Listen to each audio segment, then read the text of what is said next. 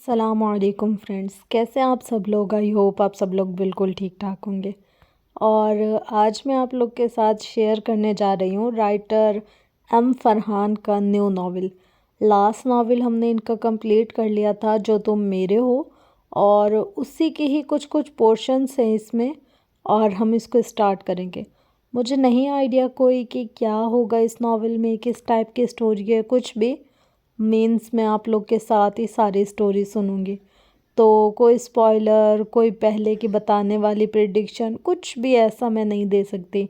ظاہر ہے جب ہم لوگ سنیں گے، جب ہمیں اسٹوری کا پتہ چلے گا تو ہی ہم کچھ آئیڈیا لگا سکیں گے۔ تو ہم لوگ اس کو اسٹارٹ کرتے ہیں۔ اس کے جو رائٹر ہیں وہ ہیں محمد فرحان، اور اس ناول کا نام ہے آئی لاسٹ ایوری تھنگ، اور اس کی ایپیسوڈ 1 ہے۔ اچھا، ہمارا یہ سلسلہ ہوتا ہے کہ یہ مجھے سینڈ کرتے ہیں فیس بک پر نا، مطلب جو پوسٹ کرتے ہیں وہ، تو ان کی ایپیسوڈ اور ہماری ایپیسوڈ کا تھوڑا سا فرق ہوتا ہے۔ لائک اگر ان کی ایپیسوڈ 1 ہوتی ہے تو میری 30 منٹ کی یا 50 منٹ کی جو بھی ایپیسوڈ ہو، اس کے اندر 2-3 ایپیسوڈ کور کر لیتی ہوں میں۔ تو اگر میری ایپیسوڈ 1 ہوگی تو ان کی 3-4 تک چلی جاتی ہے، تو اس لیے میں اپنی اکارڈنگ کاؤنٹنگ کروں گی۔ باقی یہ ہے کہ جیسے جیسے آگے جاتا جائے گا میں آپ لوگ کو ویسے بتاتی جاؤں گی کہ ان کی کون سی ایپیسوڈ چل رہی ہے۔ تو ہم لوگ کوئی بھی ٹائم ویسٹ کیے بغیر اپنی اسٹوری کو اسٹارٹ کرتے ہیں۔ ریڈی سیٹ گو۔ مظفر آباد، آزاد کشمیر، پاکستان۔ زمین لرز رہی تھی، ایسے جیسے کسی دیوانے نے اسے دونوں ہاتھوں سے پکڑ کر جھنجھوڑ دیا ہو۔ ہوا میں بکھری ہوئی مٹی اور دھماکوں کی گرج کانوں کو چیر کر دماغ میں اتر رہی تھی۔ آسمان پر جنگی طیارے شور مچاتے نیچے پروازیں کر رہے تھے۔ فضا دھول، آگ اور زہریلے دھوئیں سے بھر چکی تھی۔ ہر طرف ایٹمی بموں کے دھماکے، ہر طرف روشنی اور موت کا خوفناک میلاب۔ دنیا جنگ میں جل رہی تھی۔ شروع میں پاکستان اور انڈیا اس جنگ سے دور تھے، لیکن اب باقی دنیا نے ان دونوں ملکوں پر بھی یہی موت کی بارش برسا دی تھی۔ آصف اپنی فیملی کو ساتھ لیے خفیہ بنکر کی طرف بھاگ رہا تھا، چہرے پر خوف، قدموں میں جلدی اور دل میں صرف ایک دعا۔ زین، شیلڈ آن رکھو، آصف نے چیختے ہوئے کہا۔ کلائی پر بندھی ایڈوانس واچ سے اے آئی زین کی صاف آواز گونجی۔ سر، ایک ایٹمی بم یہاں سے 5 منٹ کے فاصلے پر گرنے والا ہے۔ آصف کے ہاتھ کانپ گئے۔ اس نے بنکر کا موٹا فولادی دروازہ دھکا دے کر کھولا۔ جلدی اندر جاؤ۔ وہ بیوی رابعہ اور بیٹے مرزا کو اندر دھکیل رہا تھا۔ سر، بلاسٹ ہو چکا ہے۔ زین کی آواز ابھی پوری نہیں ہوئی تھی کہ ایک ایسی دھاڑ گونجی جیسے آسمان پھٹ گیا ہو، جیسے زمین چیخ اٹھے، جیسے پوری دنیا ایک لمحے میں مر گئی ہو۔ اس نے جلدی سے وہ موٹا دروازہ بند کیا جس میں زین کی بھی مدد تھی۔ شدید جھٹکے نے آصف کو دیوار سے ٹکرا دیا۔ وہ گھٹنوں کے بل گرا، اس کی سانسیں پھول گئیں، دل کپ کپا رہا تھا۔ یہ انسانوں کی پھیلائی ہوئی قیامت ہے، اس نے لرزتی آواز میں سوچا۔ اگر انسان کا وار اتنا دردناک ہے تو اللہ کی اصل قیامت کیسی ہوگی؟ اس کے بدن میں سرد لہر دوڑ گئی۔ عمر بھاگتا ہوا آیا، آصف کو بازو سے تھام کر اٹھایا۔ پیچھے سویرا پھٹی آنکھوں سے کانپ رہی تھی۔ رابعہ اور مرزا آصف سے لپٹے ہوئے تھے۔ سب کے چہرے پر خوف کی ایک ہی تصویر تھی۔ وہ سب اب زمین کے اندر تھے، ایک مضبوط اسٹیل کے بنے بنکر میں۔ اوپر دنیا مر رہی تھی اور نیچے انسان چند سانسوں پر ٹکے ہوئے تھے۔ آصف ہانپتے ہوئے بولا، زین، باقی سب؟ روبوٹس، گاڑیاں، ہتھیار، ہمارا سسٹم؟ زین کی پرسکون مگر خوفناک آواز آئی، سر، انہیں میں نے ہفتوں پہلے نیٹ ورک سے الگ کر کے اس بنکر میں محفوظ کر دیا تھا۔ آپ کے کھانے پینے، آکسیجن، رہائش، یہ سب تقریباً 40 سال کے لیے تیار ہے۔ بنکر کے اندر اوپر چلنے والے دھماکوں کی گرج اور انسانوں اور جانوروں کی چیخیں ایسی تھیں جن سے پتھر بھی رو پڑے۔ باہر دنیا جیتے جی مر رہی تھی، اور اندر لوگ موجود صرف آوازیں سن کر ٹوٹ رہے تھے۔ یہ چیخ و پکار، یہ دھماکے، یہ آخری سانسیں پورے 20 دن چلتی رہیں۔ پھر ایک دن اچانک سب کچھ خاموش ہو گیا۔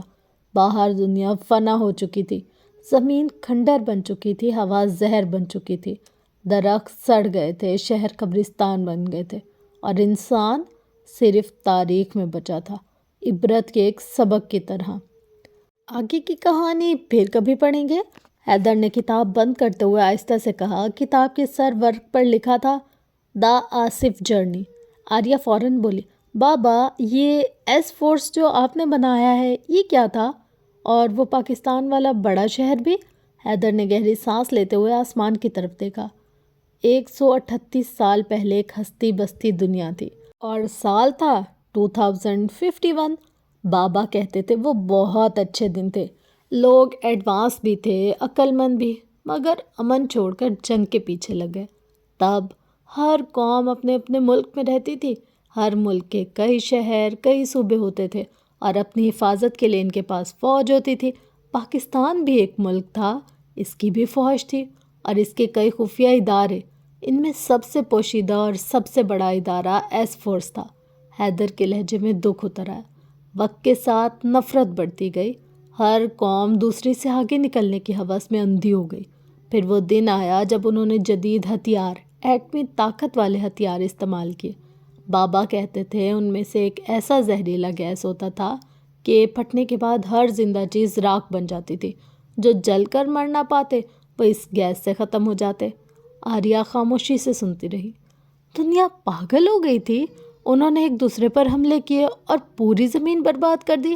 صرف وہ لوگ بچے جن کے پاس بنکرز تھے، وہ 20 سال زیر زمین رہے، یہاں تک کہ زمین کی ہوا زہر سے صاف ہو گئی، باقی سب خاک ہو گئے۔ حیدر جیسے ماضی کے اس خوف میں دوبارہ ڈوب گیا تھا۔ آریہ نے ناک سکوڑ کر کہا، بے وقوف لوگ۔ بابا، پھر اس نے رک کر پوچھا، بابا یہ کہانی ہے یہ حقیقت بھی ہے؟ حیدر نے ہلکی مسکراہٹ کے ساتھ شانے اچکائے۔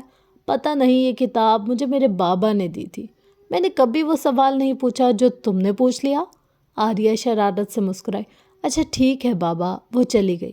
حیدر نے کتاب دراز میں رکھ دی اور باہر کھڑکی سے گندم کے تازہ کھیتوں کو دیکھنے لگا جو اس نے کل ہی بوئے تھے۔ اس کی نظر لکڑی کے چھوٹے سے گھر سے نکل کر دور برباد دنیا پر جا ٹکی۔ گرے ہوئے ٹاورز، ملبے میں دبے شہر، دونوں طرف سڑکوں پر پڑی زنگ آلود گاڑیاں جن کے اندر انسانوں کی سوکھی ہوئی ہڈیاں اب بھی زمانے کے ظلم کی گواہی دے رہی تھی۔ مگر پھر بھی حیدر کے لبوں پر ایک ہلکی مطمئن مسکراہٹ آ گئی، کیونکہ اس ویران دنیا میں بھی اس کے پاس سب سے بڑی نعمت موجود تھی، اس کی بیٹی، اس کا بیٹا اور اس کی بیوی۔ بابا فصل تیار ہے، ساتھ خوشی سے بھاگتا ہوا آیا۔ اس بار ہماری گندم کی فصل بہت اچھی قیمت لگے گی، ڈیلر کہہ رہے تھے کہ اگلے سال زیادہ کھیتی کرنا، اسی لیے میں نے یہ ساری محنت کی، کیونکہ یہ گندم یہاں آس پاس کہیں نہیں ملتی۔ حیدر نے بیٹے کو دیکھا، آنکھوں میں فخر بھی تھا اور ایک چھپی ہوئی پریشانی بھی۔ ہاں بیٹا، ہمارے خریدار بہت ہیں، کیونکہ یہ بیج ہمارے دادا بہت دور سے لے کر آئے تھے۔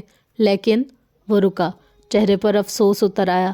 اس بیج کے دشمن بھی ہیں اور وہ ہم سے زیادہ طاقتور ہیں، سینکڑوں لوگ، جبکہ ہم صرف 4 ہیں۔ سعد کے چہرے کی مسکراہٹ آہستہ آہستہ سنجیدگی میں بدل گئی۔ مرزا خاندان کی کہانی۔ مرزا صاحب کے 2 بیٹے تھے اور ایک بیٹی۔ بیٹی 27 سال کی عمر میں دنیا سے چلی گئی۔ بڑا بیٹا حیدر اور چھوٹا زاویار۔ جب دنیا ایک دوسرے پر ایٹمی حملے کر رہی تھی اور انسانیت کو تباہی کی طرف دھکیل دیا، تب مرزا کے باپ، جو کہ ایک ٹرینڈ ایسنس تھا، نے ایک خاص بنکر تیار کیا۔ وہ ہر وہ چیز جانتا تھا جو اسے اور اس کے خاندان کو اس قیامت سے بچا سکتی تھی۔ وہ اپنی فیملی کو لے کر بنکر میں چلا گیا۔ 20 سال تک وہ زیر زمین رہے۔ وہیں اس نے اپنے بچوں کو ٹریننگ دی، لڑنا، جھپٹنا، زندہ رہنا، ہر چیز۔ جب باہر کی دنیا دوبارہ بسنے کے قابل ہوئی تو اس نے گھر بسائے، کھانے پینے کا بندوبست کیا، اور پھر ایک دن وہ خود رخصت ہو گیا۔ اس کے بعد مرزا نے ذمہ داری سنبھال لی، اپنے بیٹوں کو وہی سخت ٹریننگ دی، اور اب حیدر بھی وہی کر رہا تھا۔ لیکن اس کا چھوٹا بھائی زاویان اپنی بیوی کے ساتھ ناراض ہو کر چلا گیا اور کبھی واپس نہ آیا۔ حیدر کے اپنے 2 بچے تھے، سعد 21 سالہ اور آریہ 17 سال۔ اس نے ان دونوں کو بھی سخت ترین ٹریننگ دی تھی، بلکہ خود سے بھی زیادہ۔ سعد مضبوط، مغرور مگر دلیر، آریہ نرم دل، انسانیت پسند، مگر جب بات اپنوں پر آتی تھی تو اس کے فیصلے تلوار کی طرح سیدھے اور خطرناک ہوتے تھے۔ سعد باپ کے سامنے کھڑا تھا، لہجہ بھاری، آنکھوں میں چنگاریاں جل رہی تھیں۔ تو کیا ہوا بابا؟ ان کمینوں کو چن چن کر مار دیں گے، ہم پیچھے نہیں ہٹیں گے۔ اس کی آواز میں وہ اعتماد تھا جو اکثر جوانی دیتی ہے، جسے وقت ثابت یا جھوٹا کرتا ہے۔ میں اپنی فیملی کے لیے جان بھی دے سکتا ہوں، خاص کر اپنی بہن کے لیے، وہ مجھے پیاری ہے، وہ میرا سب کچھ ہے۔ سعد کے الفاظ مضبوط تھے مگر شاید وعدے جن پر وہ پورا نہیں اتر سکا۔ وہ ایک ایسا محل تھا جس کی رونقیں کبھی دن رات چمکتی تھی مگر اب تباہی نے اس محل کو دھندلا کر دیا تھا۔ وہ اب محل کم اور کھنڈر زیادہ لگتا تھا۔ لمبی مدھم راہداری کے آخر میں ایک اندھیرا کمرہ تھا جہاں ایک طرف زنگالود جالی زمین پر گری ہوئی تھی۔ کھڑکی کی ٹوٹی ہوئی لکڑی سے چھن کر آنے والی ہلکی روشنی کمرے میں پڑی دھول کو چمکا رہی تھی۔ اس ادھ اندھیرے میں ایک خاموش شخص بیٹھا تھا، اپنی چھڑی کے ساتھ کھیل رہا جیسے اس کے ہاتھ کی حرکت میں کوئی پراسرار نظم ہو۔ نواز صاحب، دروازے پر کھڑے آدمی نے سر جھکاتے ہوئے کہا، حیدر کی فصل تیار ہے، کچھ دن میں اس کی کٹائی شروع ہو جائے گی۔ نواز نے بغیر اوپر دیکھے بس اتنا کہا، ٹھیک ہے تم جاؤ۔ آدمی فوراً جھکا اور کمرہ چھوڑ کر چلا گیا۔ کچھ دیر بعد دروازہ دوبارہ کھلا اور ایک دوسرا شخص اندر آیا۔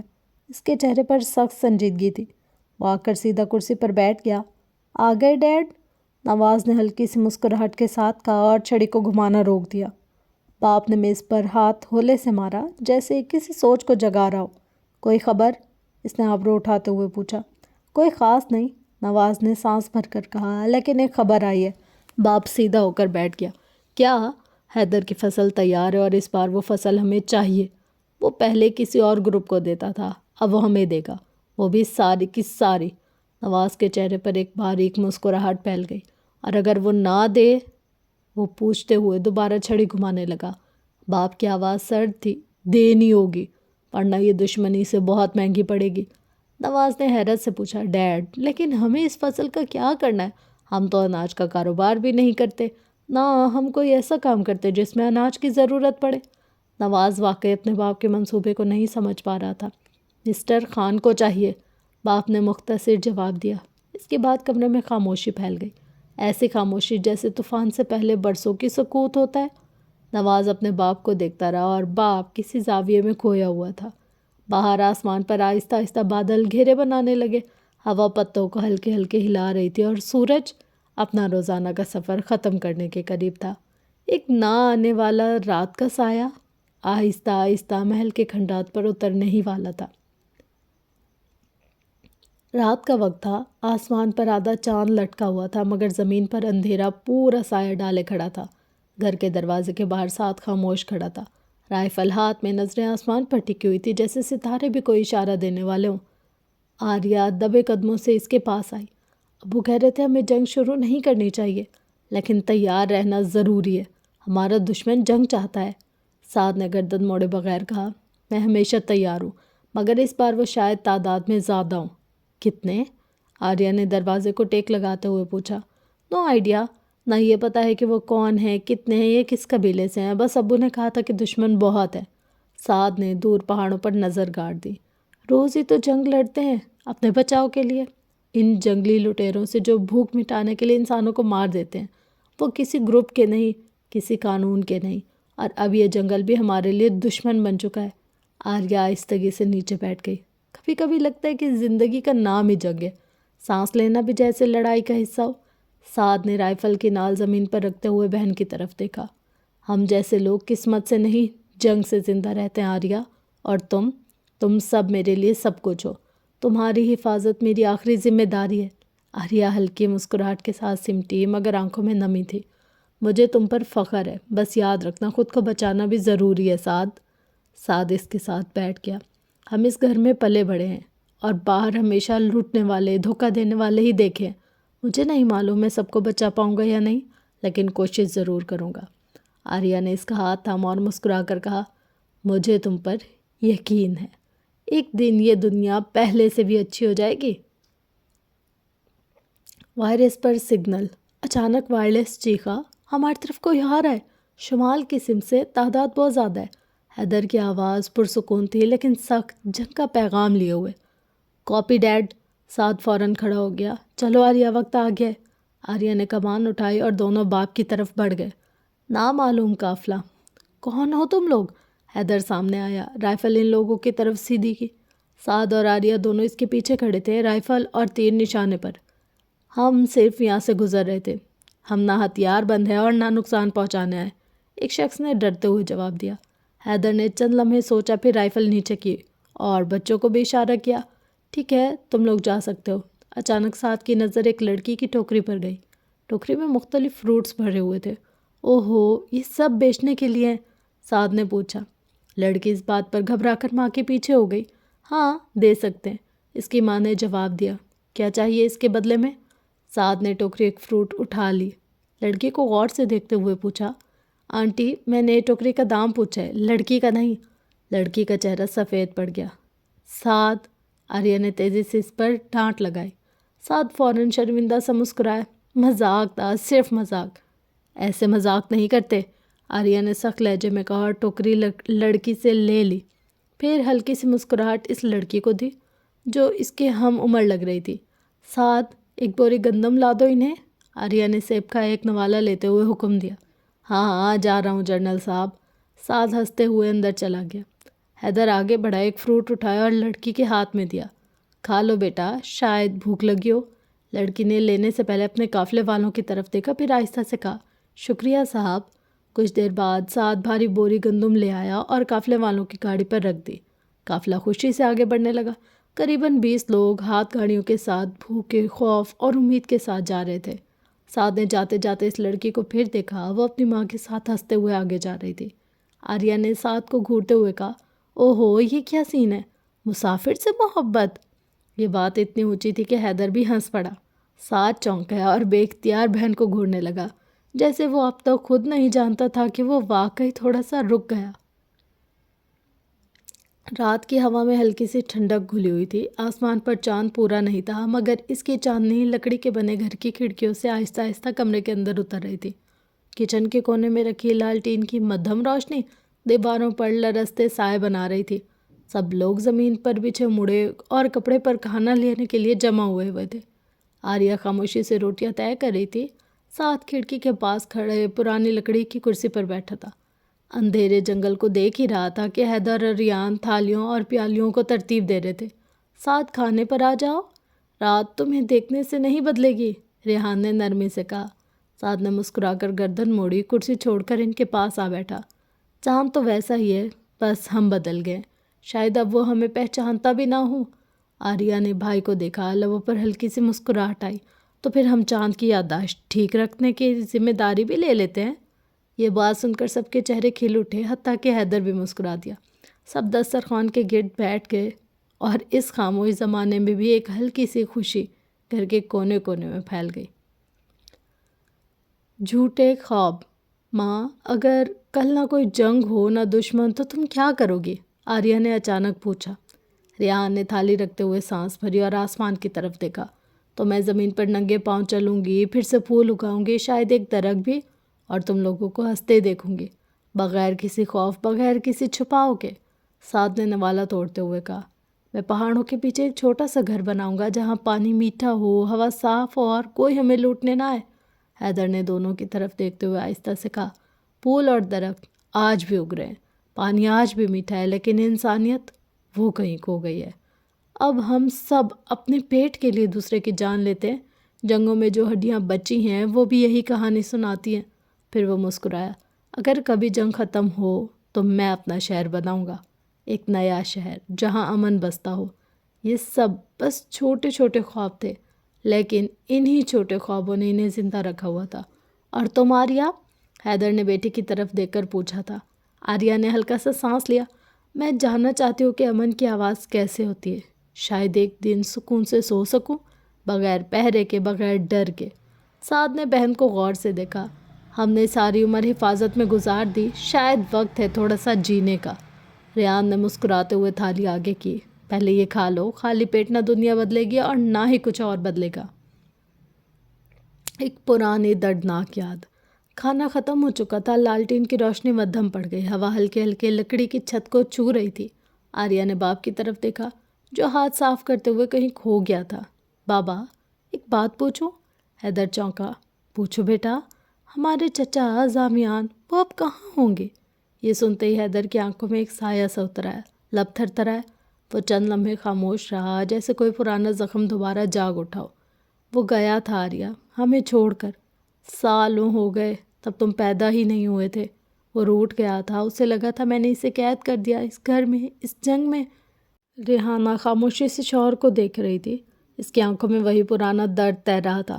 اس کی اپنی راہیں تھی، اپنی دنیا، اور ایک عورت جسے وہ چاہتا تھا وہ اس کے ساتھ چلا گیا اور کبھی پلٹ کر نہیں آیا۔ حیدر کی آواز بھاری ہو گئی، مگر وہ میرا بھائی تھا، میرا سب کچھ۔ ذہن میں ایک منظر ابھرا، خون میں لت پت زمین، مردہ لاشیں، اور حیدر ایک چھوٹی سی بچی کو اٹھائے بھاگ رہا تھا۔ آریہ نے آہستگی سے باپ کا ہاتھ تھام لیا۔ وہ ہمیں یاد کرتا ہوگا بابا؟ حیدر کی آنکھیں نم ہو گئی۔ شاید کرتا ہو، یا شاید بالکل ہی بھول گیا ہو۔ ساتھ جو خاموش بیٹھا سب سن رہا تھا سیدھا ہوا۔ چچا کو ہم ڈھونڈیں گے ابو، اگر وہ زندہ ہوں تو میں انہیں واپس لاؤں گا، اور اگر نہیں تو کم از کم ہمیں یہ افسوس نہیں رہے گا کہ ہم نے کوشش نہیں کی۔ حیدر نے گہری سانس لی، دل جیسے کچھ ہلکا ہوا۔ تم سب میرا فخر ہو، تمہارے باپ نے تمہیں مضبوط بنایا اور ہماری محبت نے تمہیں انسان رکھا۔ ریحا اٹھ کھڑی ہوئی۔ چلو، رات ریحا زیادہ ہو رہی ہے، کل کا دن شاید آسان نہ ہو۔ رات کا آخری سکون۔ آریہ نے ہلکی آواز میں پوچھا، سعد کل تم کہاں ہوگے؟ سعد نے چھت کی طرف دیکھتے ہوئے کہا، شاید وہیں جہاں خاموشی ہو، جہاں ہوا ہو اور خطرہ نہیں، یا شاید کسی الگ راستے پر۔ آریہ لمحے بھر کے لیے رک گئی۔ اسے سعد کا لہجہ، اس کی آنکھوں کی بے چینی کچھ عجیب لگی۔ سب اپنے اپنے بستروں کی طرف بڑھ گئے۔ گھر کے باہر آدھا چاند اب پہلے سے زیادہ چمک رہا تھا۔ درختوں کی شاخیں ہوا میں ہلکی ہلکی جھول رہی تھی۔ کہیں دور الو کی آواز بھی گونج رہی تھی، جیسے وہ اس خاموش گھر پر پہرا دے رہا ہو، اور گھر کے اندر نیند آہستہ آہستہ سب پر اترنے لگی، جیسے کسی پرانے زخم پر مرہم رکھ دیا ہو۔ صبح کے پہلے پہر کی دھند آہستہ آہستہ زمین کو چھو رہی تھی۔ سورج ابھی پوری طرح نہیں نکلا تھا، مگر اس کی روشنی نے پہاڑوں کی چوٹیوں کو چھو لیا تھا۔ آریہ نہر کے کنارے بیٹھی تھی، پانی کا نرم بہاؤ، ہلکی ٹھنڈی ہوا، دور پہاڑوں پر بادلوں کی دھیمی چادر، سب کچھ ایسے لگ رہا تھا جیسے وقت تھم گیا۔ وہ پتھر پر پیر لٹکائے بیٹھی تھی، ہاتھ میں ایک پرانا سا کاغذ تھا جس پر اس نے کئی دن پہلے کچھ مصرعے لکھے تھے۔ آج وہ دل کچھ اور محسوس کر رہی تھی، کچھ گہرا، کچھ سچا سا۔ اس کی نظریں سامنے بہتے پانی پر تھیں، مگر دل میں اس دنیا کا تصور چل رہا تھا جو تباہ ہو چکی تھی۔ وہ دنیا جسے اس نے صرف کہانیوں میں سنا تھا، جو ماں کی آنکھوں میں دیکھا تھا، باپ کی باتوں میں سنا تھا۔ آریہ نے آہستہ سے قلم اٹھایا اور نظم مکمل کرنا شروع کی۔ وہ اپنے جذبات کو، اپنی بات کو اور اپنے آپ کو پے در پے رنگنے لگی تھی۔ کبھی وہ دن بھی ہوں گے جب دروازے پہ تالے نہ ہوں گے، جب گھنٹی بجے گی تو دل دھڑکے گا خوشی سے نہ کہ ڈر سے، جب جنگل کی ہوا نیندیں لائے گی نہ کہ چیخ کی آواز، جب رات کی کہانیاں ماں سنائے گی نہ کہ کتابوں پر، جب باپ کھیت سے واپس آ کر پسینہ پہنچے گا نہ کہ زخم، جب بھائی چھوٹے کھیلوں میں ہار مانے گا نہ کہ جنگ میں۔ کبھی وہ دن بھی ہوں گے، اور اگر وہ دن نہ آئے تو کیا ہوا؟ ماں اب بھی میرے بالوں میں ہاتھ پھیرتی ہے، ابو آج بھی میرے سامنے بیٹھ کر روٹی توڑتا ہے، اور سعد وہ اب بھی میرا پہرہ دار ہے۔ بس یہی کافی ہے کہ ہم ساتھ ہیں، ابھی ساتھ ہیں، یہاں زندہ۔ آریہ نے نظم مکمل کی اور خاموش ہو گئی۔ اس نے ان نظموں اور لفظوں کو دہرایا، پھر مسکرا کے ان حسین نظاروں کو دیکھا۔ کبھی دھوکہ مت دینا ہمیں قدرت کے نظاروں، وہ باہیں پھیلائے ہوئے بولی تھی، اور اس نہر کے اندر دیکھا تھا جہاں مچھلیاں اپنی زندگی ہنسی خوشی گزار رہی تھی۔ نہ ان کو مرنے کا غم تھا، نہ ہی جنگ کی فکر، بس جینے کی فکر تھی۔ شاید انسانوں کی طرح وہ بھی خود کو اپنوں سے بچا رہی تھی۔ آریہ کی آنکھوں میں آنسو نہیں تھے اور نہ ہی چہرے پر کوئی تھکن تھی، بس ایک ہلکی سی مسکراہٹ تھی، سکون والی، جیسے وہ جانتی ہو کہ دنیا جتنی بھی بدلے، اس کا گھر، اس کے لوگ، اس کا وجود ابھی قائم ہے۔ مگر یہ سچ تھا۔ ہوا اس کے بالوں کو ہلکے سے اڑاتی ہے، وہ نہر کی طرف دیکھتے ہوئے اور سرگوشی میں کہتی ہے، بس یہی کافی ہے، اور دھند میں چھپی وادی جیسے اس کی بات سن لیتی ہے۔ دھوپ کی ہلکی کرنیں درختوں کے درمیان جن کر زمین پر پڑ رہی تھی، اور فضا میں خاموشی تھی۔ ساتھ جنگل میں ایک درخت کے سائے تلے بیٹھا تھا، 3 تازہ شکار کیے ہوئے خرگوشوں کو صاف کر رہا تھا، اور اس کے چہرے پر سکون تھا، آنکھوں میں گہری سنجیدگی۔ اچانک پتے چرچرانے لگے۔ یار کبھی تو سکون سے جنگل میں رہنے دو۔ سعد نے پلک جھپکے بغیر گردن موڑی۔ 3 اجنبی نوجوان درختوں کے پیچھے سے نکل کر ان کے اولیا اجڑے ہوئے تھے۔ اچھا شکار کیا دوست، ایک نے کہا، دوسرے نے دانت نکالتے ہوئے قدم آگے بڑھایا۔ ہم 3 ہیں اور تم اکیلے، وہ گوشت ہمارے حوالے کر دو، زندہ جاؤ۔ سعد خاموشی سے کھڑا ہوا، اس نے جھک کر خرگوش کو اپنے تھیلے میں رکھا۔ یہ میرے ہیں، میں اپنی محنت کسی کو نہیں دیتا اور میرے پاس تمہارے لیے کچھ نہیں، اور زندہ تو میں جاؤں گا۔ اس نے تھیلے کی زپ بند کرتے ہوئے بولا۔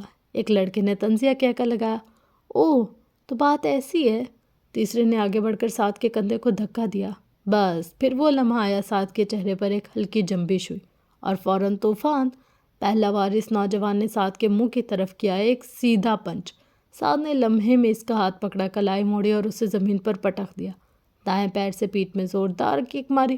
دوسرا لڑکا سعد کے پیچھے آیا، سعد نے جھک کر اس کا گھٹنا پکڑا اور ایک جھٹکے سے اسے زمین پر گرا دیا۔ اس کا چہرہ مٹی میں دھس گیا۔ تیسرا لڑکا تیز چاقو نکال کر آیا، مگر سعد نے درخت کے ساتھ لڑکی ایک شاخ توڑ کر اسے روکا۔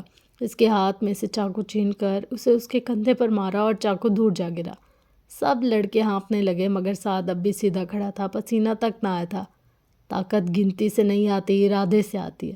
میرے حصے کا رزق میں نے لیا ہے، چھینا نہیں۔ تم جیسے لوگ لینے آئے، مگر نہ نیت ہے اور نہ ہنر۔ اگر کہتے ہیں کہ دوست چلو ساتھ شکار کرتے تو میں راضی ہو جاتا۔ سعد نے ہاتھ جھاڑتے ہوئے ان کو دیکھا، پھر مسکرا کر بولا۔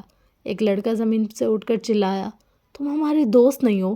سعد اس کی طرف جھک کر آنکھوں میں آنکھیں ڈال کر بولا، اگر زندہ رہنا ہے تو سیکھ لینا، نہیں بنانا دوست، دوست بھی بنانا سیکھو اور شکار کرنا بھی۔ وہ تینوں خاموشی سے پیچھے ہٹے، مگر ان میں سے ایک کا سفید گھوڑا خوبصورت اور شاندار درخت کے ساتھ بندھا ہوا تھا۔ دو اور بھی تھے، مگر سعد کو وہ پسند آیا۔ سعد اسے دیکھ کر آگے بڑھا، گھوڑے کو تھپتھپایا اور طنز بھری نرم آواز میں بولا، سفید چیزوں کا خیال نہیں رکھ سکتے تو انہیں رکھنا بھی چھوڑ دو، ورنہ جنگل بہت ظالم ہے۔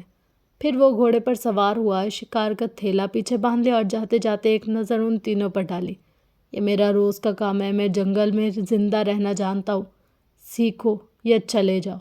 اور پھر وہ سائے میں گم ہو گیا، صرف گھوڑے کی ٹاپوں کی آواز رہ گئی، اور وہ تینوں دیر تک سعد کے جاتے کی طرف دیکھتے ہی رہے، جیسے کسی افسانوی کہانی کا ہیرو ان کے بیچ سے گزر گیا ہو۔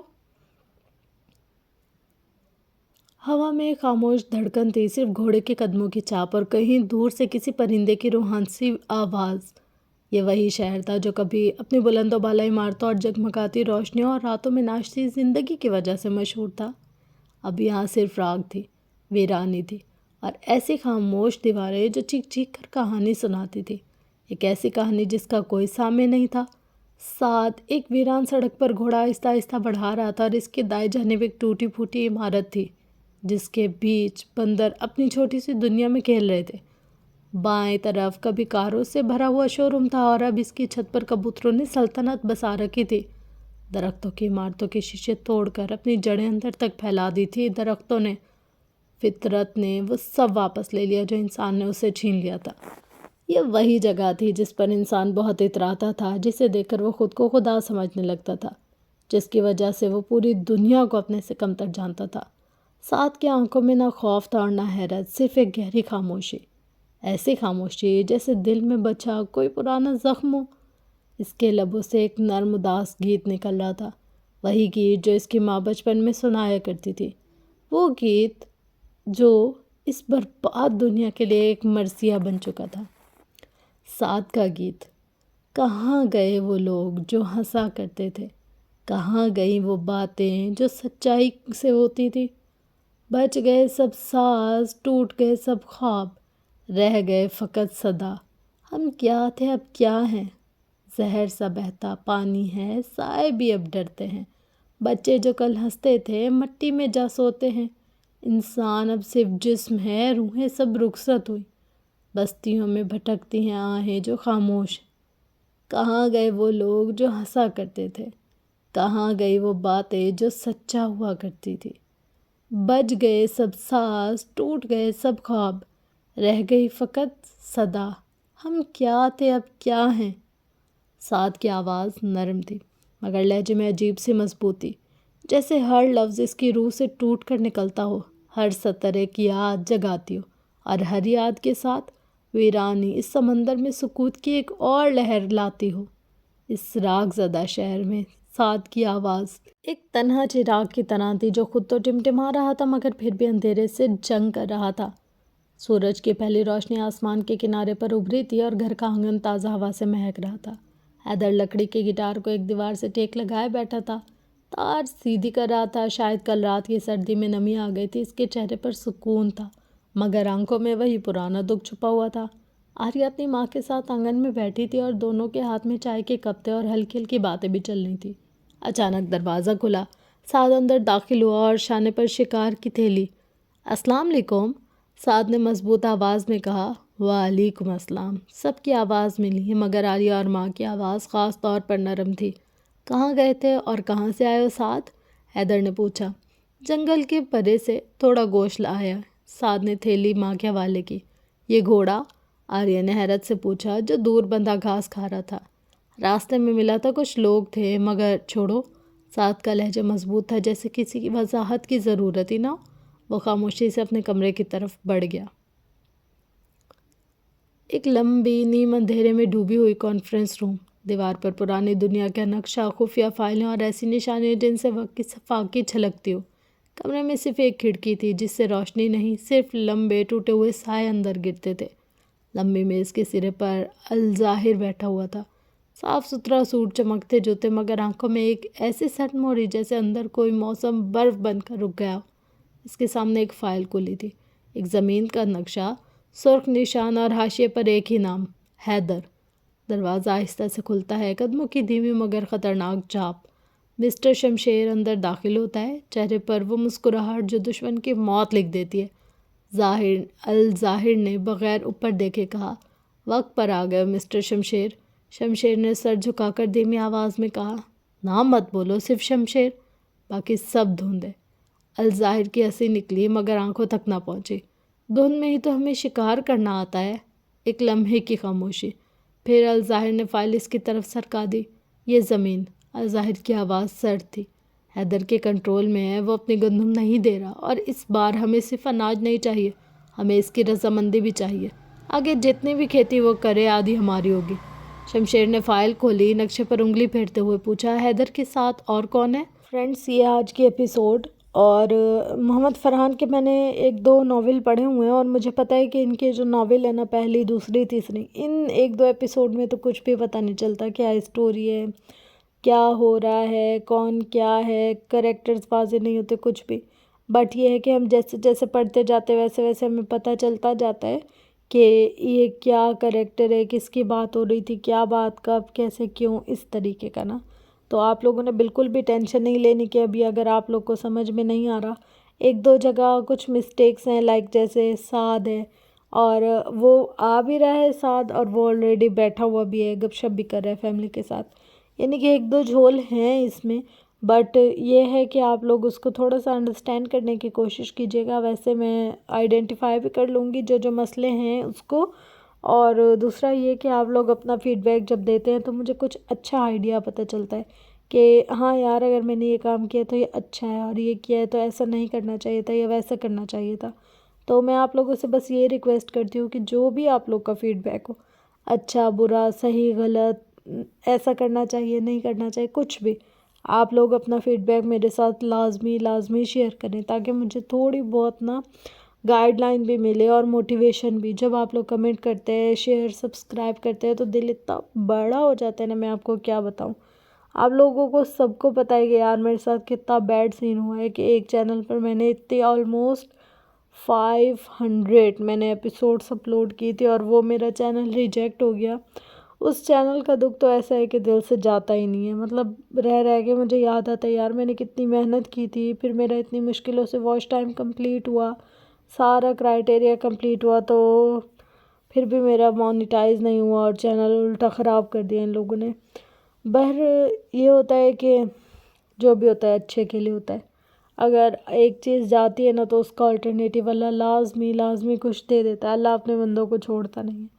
تو بس میں بھی ابھی دعا کر رہی ہوں اللہ تعالیٰ مجھے بھی اس کا بہت اچھا نعمل بدل دے۔ اس کے علاوہ یہ ہے فرینڈس کے ملتے ہیں نیکسٹ ویڈیو میں، تب تک کے لیے اپنا گرد و نواح لویال کا بہت زیادہ خیال رکھیے گا، اور مجھے اپنی دعاؤں میں بہت زیادہ یاد رکھیے گا۔ لو یو آل، اللہ حافظ۔